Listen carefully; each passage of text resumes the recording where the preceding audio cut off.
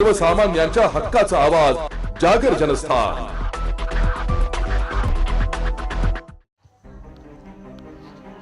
जीवनाच्या प्रगतशील मार्गावर चालताना प्रत्येक सामान्य नागरिकांना आपल्या कमवलेल्या संपत्तीची योग्य ती साठवणूक गरजेची असते।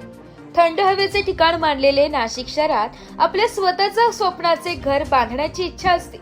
नाशिकमध्ये स्वतःचं घर असावे हे प्रत्येकाचे स्वप्न असते आणि याच स्वप्नाची पूर्तता करण्याची संधी क्रेडाई नाशिक मेट्रो तर्फे आयोजित नमा नाशिक प्रॉपर्टीचा महाकुंभ या गृह प्रदर्शनात मिळणार असल्याचे प्रतिपादन क्रेडाई नाशिक मेट्रोचे अध्यक्ष गौरव ठक्कर यांनी केले। ठक्कर डोम येथे होणाऱ्या या प्रॉपर्टी एक्सपोचा भूमिपूजन समारंभ आज संपन्न झाला। त्यावेळी ते पत्रकारांशी बोलत होते। ते पुढे म्हणाले की भविष्यातील नाशिकसाठीच्या अनेक विकासात्मक योजनांमुळे सर्वांगाने आधीच महत्त्वपूर्ण असलेल्या नाशिकचे महत्त्व अजूनच वाढणार आहे। विविध क्षेत्रातील उपलब्ध संधी तसेच राहणीमानाचा दर्जा यासोबतच उत्तम हवामान, मुबलक पाणी यामुळे नाशिकमध्ये आज दिनांक 5 ऑगस्ट रोजी केलेली रिअल इस्टेटमधील गुंतवणूक भविष्यात फायदे का सौदा ठरणार असल्याचंही त्यांनी नमूद केलंय। प्रदर्शनाचे समन्वयक म्हणून ऋषिकेश कोते व नरेंद्र कुलकर्णी जबाबदारी सांभाळत आहेत। या प्रसंगी ऋषिकेश कोते म्हणाले की या प्रदर्शनामध्ये 80हून अधिक विकासकांचे 500हून अधिक पर्याय उपलब्ध आहेत। यामध्ये शहरातील विविध भागातील फ्लॅट्स, प्लॉट्स, दुकाने, ऑफिसेस यांचा समावेश आहे। यासोबतच आघाडीच्या गृह कर्ज देणाऱ्या संस्था देखील प्रदर्शनात सहभागी होते। प्रदर्शनाचे समन्वयक नरेंद्र कुलकर्णी म्हणाले की आगामी कुंभमेळ्याच्या पार्श्वभूमीवर नाशिकमध्ये पायाभूत सुविधांमध्ये बरीचशी सुधारणा होणार असून नाशिक शहराची कनेक्टिव्हिटी देखील वाढणार आहे। रस्ते, रेल्वे व हवाई सेवेद्वारे याआधीच नाशिक अन्य शहरांशी चांगल्या प्रकारे जोडले गेले। आगामी कुंभमेळ्यामध्ये नाशिक हे अधिक प्रभावीपणे देशाशी व जगाशी जोडले जाईल। औद्योगिक, शैक्षणिक, धार्मिक व कृषीपूरक उद्योगाच्या अनेक संधी नाशिकमध्ये उपलब्ध असल्याने रोजगार व व्यवसायाच्या अनेक संधी नाशिकमध्ये असल्याचेही त्यांनी नमूद केले।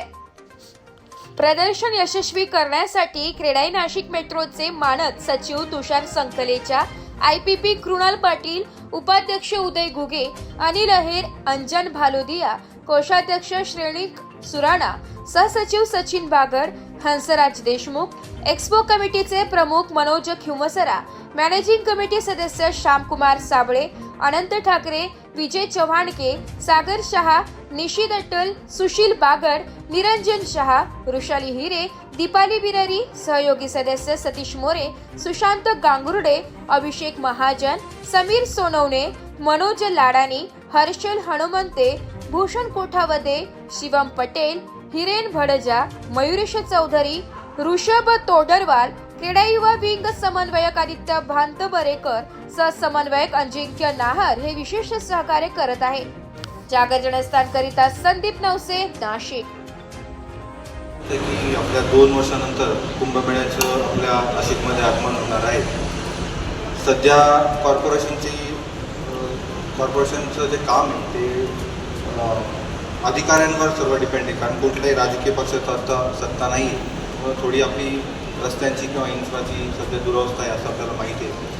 परंतु पुढच्या 2 वर्षात जो कुंभमेळा होणार आहे त्या कुंभमेळ्याच्या जे फंड्स येणार आहे आपल्या नाशिकसाठी, त्या फंड्समुळे आपल्या 2 वर्षानंतरचा नाशिकचा जो कायापालट होणार आहे तो आपण दर 12 वर्षांनी येणाऱ्या कुंभमेळ्यानंतर नाशिक कसं होतं हे आपण सर्व जाणतात।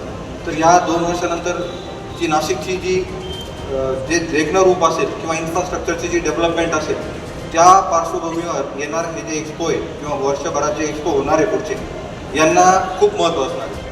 आपण दरवेळेस म्हणतो की एक्सपोचं खूप महत्त्व आहे, पण यावर्षी खरोखर ह्या एक्सपोचं महत्त्व या अर्थाने की 14 तारखेला होणार आहे। 5 दिवसाचा हा सोहळा 14 ते 18 नेहमी 4 दिवसाचा असतो हा सोहळा, पण यावेळेस 5 दिवस घेतला आहे, कारण जे लोक 2-3 दिवस येऊन प्रॉपर्टी व्हिजिट करून जातात, 5व्या दिवसा श्रावणी सोमवार असल्या कारणाने त्यांना परत येऊन बुकिंग करणं सोपं व्हावं आणि तो सुद्धा शेवटचा श्रावणी सोमवार असल्यामुळे ग्राहकांना त्याचा मुहूर्ताचा लाभ घेता येईल। म्हणून हा सोहळा आपला 5 दिवसाचा राहणार आहे.